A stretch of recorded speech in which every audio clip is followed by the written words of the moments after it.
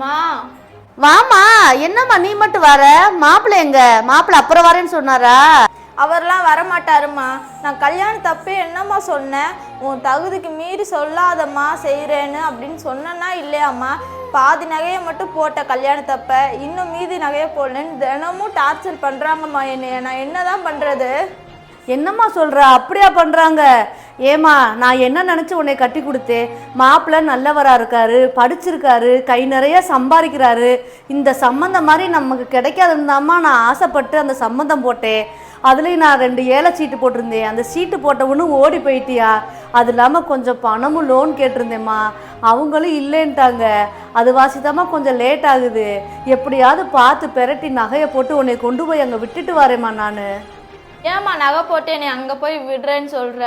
அவங்க என் மனசை பார்க்கலம்மா, நான் போட்டு வந்த நகையும் பணத்தையும் தான் பார்த்தாங்க.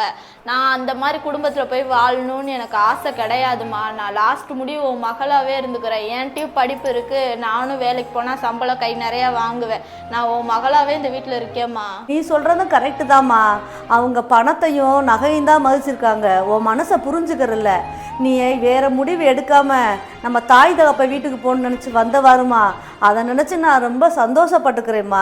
நீ இங்கேயே இருமா.